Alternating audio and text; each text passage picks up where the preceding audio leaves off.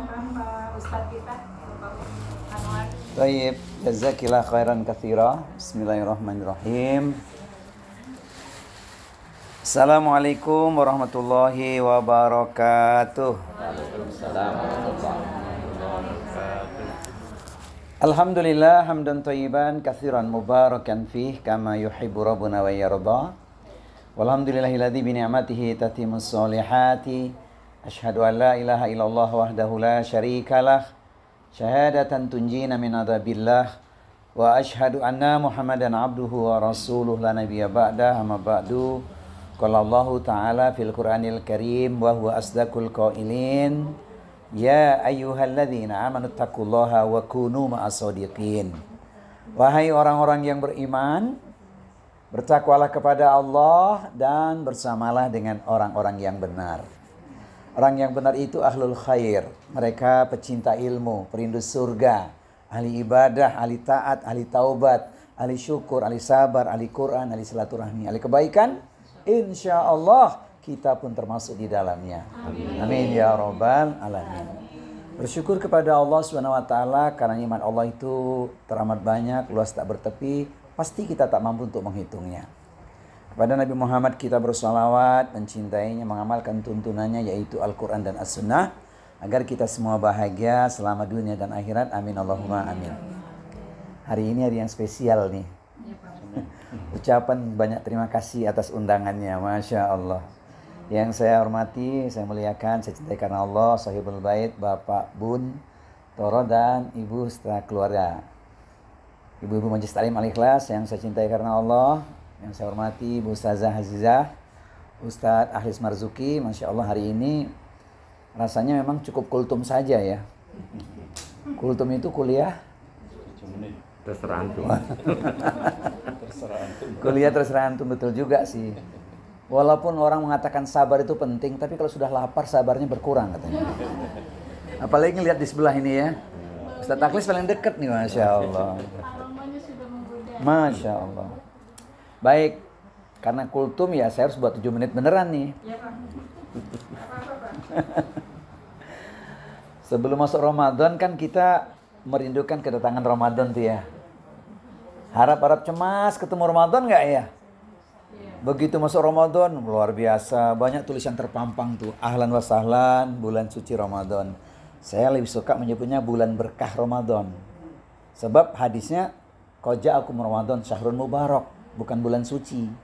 Bulan suci itu 4, Zulqa'dah, Zulhijjah, Al-Muharram dan bulan Rajab. Itu bulan suci. Dalilnya Quran, surat At-Taubah, surat 9 ayat 36. Rincian detailnya nama bulan disebut di hadis Bukhari Muslim.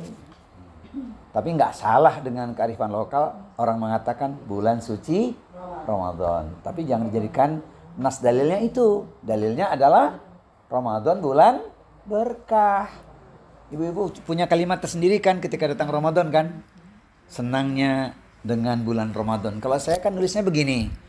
Ramadan bulan yang kita tunggu. Saatnya menata diri dan kalbu. Dengan puasa kita raih ridho Allah Tuhan yang satu agar diampuni seluruh dosa di masa lalu. Tolong ulangi. Maka orang beriman KTP-nya Islam sehat walafiat kok nggak puasa? Kata Bang Haji Nah. Ya. Begitu berakhirnya Ramadan, malam takbiran menetes air mata. Air mata apa, Bu? 3 air matanya tuh. 1 air mata kebahagiaan.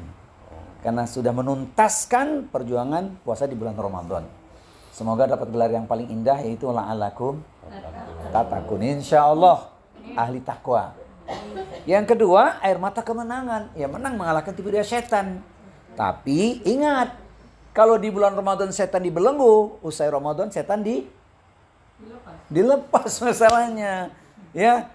Idza jaa Ramadhanu futihat abwabul jannati wa ghuliqat abwabun nari wa sufidati syayatin.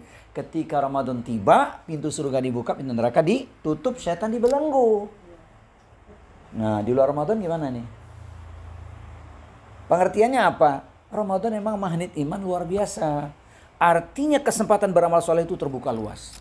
Jangankan orang dewasa, anak kecil pun kuat puasa. Walaupun salah dapat doktrin. Tidurnya orang puasa adalah ibadah katanya. Akhirnya pada subuh tidur sampai jelang zuhur. Pada zuhur tidur sampai asar. Pada asar nah, itu hadisnya kan dhaif, itu bahaya.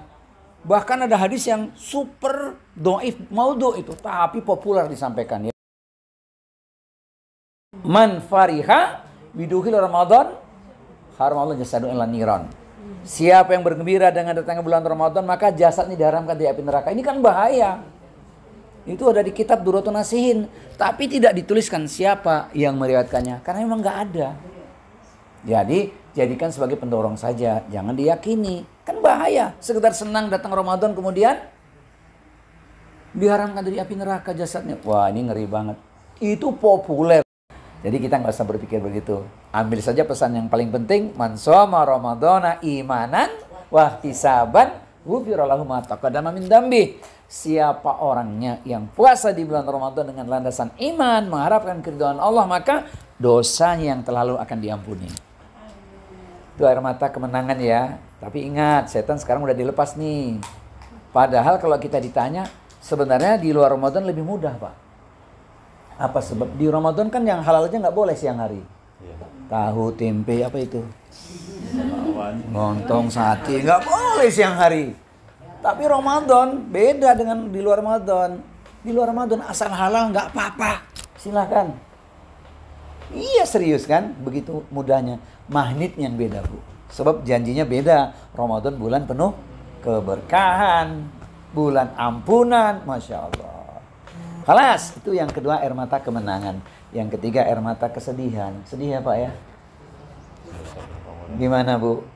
Apakah kita masih bersuara dengan Ramadan tahun depan? Insya Allah ya. Ya kan? Ramadan telah berlalu. Bulan indah yang selalu ditunggu.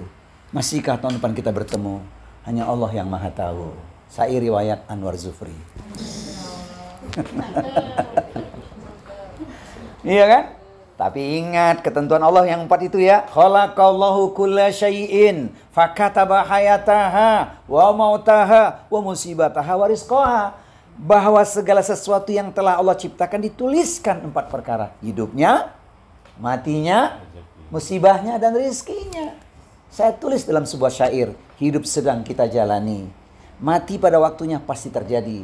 Musibah sudah datang silih berganti. Seolah tiada henti. Namun rizki ada setiap hari, bahkan sampai saat ini. Masya Allah. Tolong ulangi. Nggak ada yang punya, Ustaz Anwar aja yang punya tuh Bu. Cari di YouTube manapun nggak ada itu. Asli Anwar Zufri. Ini biar syair aja nih Pak. Jadi nggak enak Bu di Tangerang. Cari Ustaz Syair. Ini orangnya. Ustaz Syair ya? Bukan Bantun ya. Kata orang Tangerang sih Bu. Alhamdulillah. Orang Melayu kan. Halas kemudian. Nah, pesan yang menarik untuk kita renungkan adalah ungkapan Syekh Muhammad Abduh nih. Apa itu? Walikulli ibadatin minal ibadati sahihah atharun fit takwini akhlaqi qaimi biha.